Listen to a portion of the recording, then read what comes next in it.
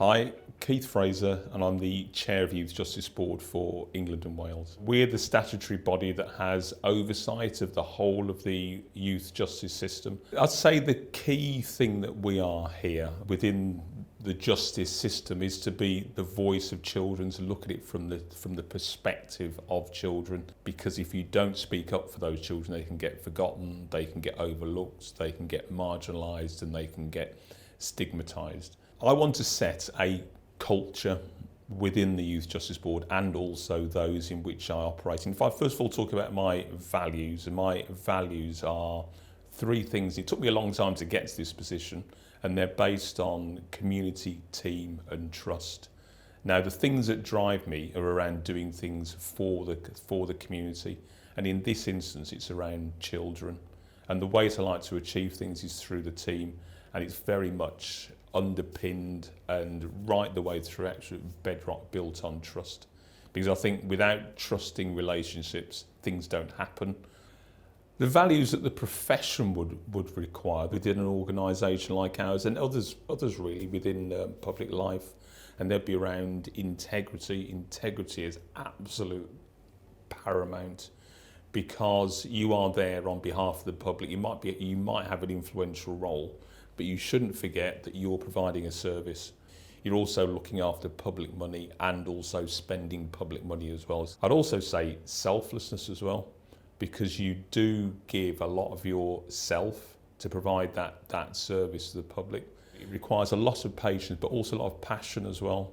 So you need to believe in what you're doing. You really need to believe in it. So you want passionate people around you. I think my career began as a little kid, really. I'm quite lucky that my career began as a young boy around the age of 8, where I actually wrote down at schools I wanted to be a police officer. And I know that I wrote this thing down because when I was 21, my mother, in front of all of my friends and family, actually managed to recover this thing and read it out.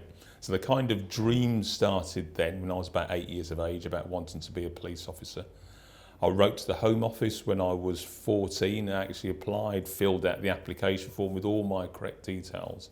And some amazing faceless civil servant replied to me, wrote a personalised letter thanking me for my interest and also encouraging me to apply when I was old enough, and also sent some information out.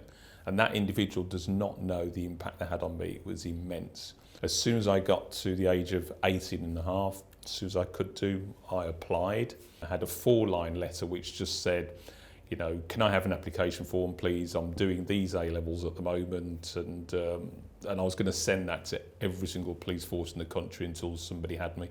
That was how determined I was. I was prepared to go anywhere. And so that's how I ended up in London. Did my training at Hendon, and then went out to Barking and Dagenham as a PC and did varying roles there, from walking on the streets, patrolling, in the fast cars, as you kind of expect. And became part of a family, because policing, you do become part of a family. My colleagues were very, very protective towards me and very, very supportive of me. So it was really enjoyable. And I did probably the biggest move ever, which was the first move after 5 years, was make the decision to move from Barking to Stoke Newington. And I look back on that first move, and this is one thing I'd like to stress, is around that first time when you move out of your comfort zone. It then gives you the courage to actually do it again, and the second time you do it is a lot easier. And then from that, I don't think I stayed in the same job at once for 5 years at all throughout the whole of my policing career. Rose to the rank of Detective Chief Inspector, finished off at New Scotland Yard, working in serious and organised crime. And then I transferred to the West Midlands, which was another big jump, and within a couple of years of transferring, was promoted to the rank of Superintendent, and then headed the department called Learning and Development. So I was then responsible for the learning and the development of 13,000 staff with my team. That was a immensely proud moment for me. And it came to that point whereby I went for promotion to chief superintendent, and I didn't get through. And I came to the decision that I would spend the last kind of 5 years of my career, rather than going for promotion again, I would actually focus on some key things within policing and try and achieve those. So I planned my retirement 5 years before I left, and that enabled me to focus on some key areas. So I did some things around children and young people, and also around domestic violence, and that really shaped my future journey. I didn't kind of realise how much it would do, but really shaped that. And I was fortunate enough that I saw the opportunity to apply for the Youth Justice Board for England and Wales and become a board member. Now, I initially actually looked at that job when I saw it, and actually deselected myself, because I kind of looked at the people who'd done it before and looked at them, and I thought, good grief, they're not going to want little old Keith sat around the table there doing that. I had a chat with some other people, and they actually said to me, well, Keith, you've done this, this and this. They would be really lucky to have you. And so I applied for the job, and I got it, and to my amazement, I got through it. I was absolutely chuffed to be sat there as a board member. And then after a couple of years of being the board member, the current chair announced that he was going to resign. And again, it was something that potentially I wanted to do, but I deselected myself from that.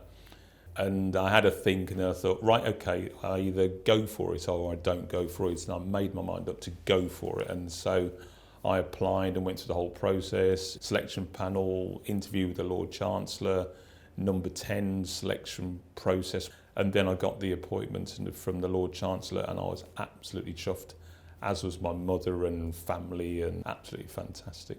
The things that have given me the greatest pride looking back, and I suppose one, around achieving something which I had wanted to do from a child, i.e. becoming a police officer, was absolutely fantastic.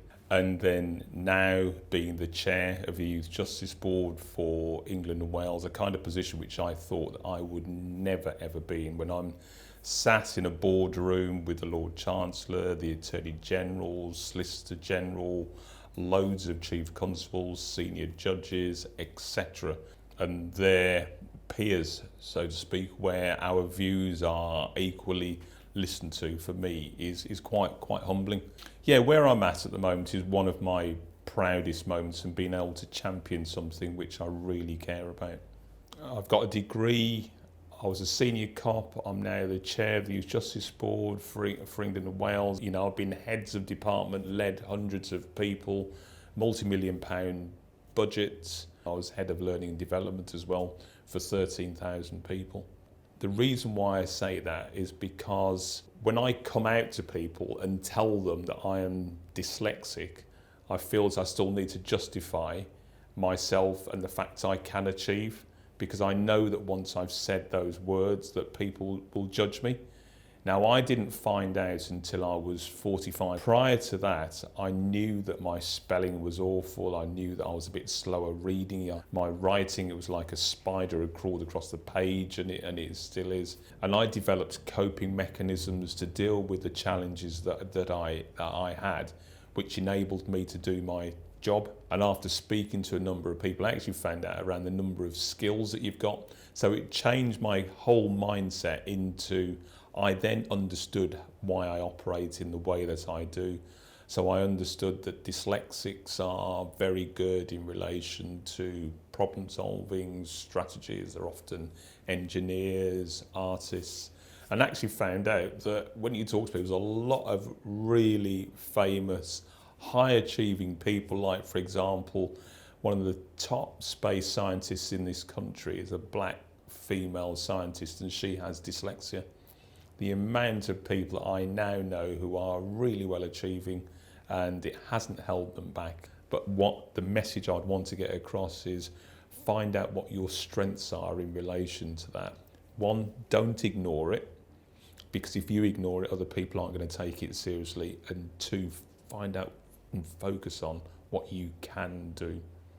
Around being a black officer within the police service, I was very rare when I joined, and I was just as rare when I retired, 32 years later, which isn't right. And I say it's not right for one reason, really.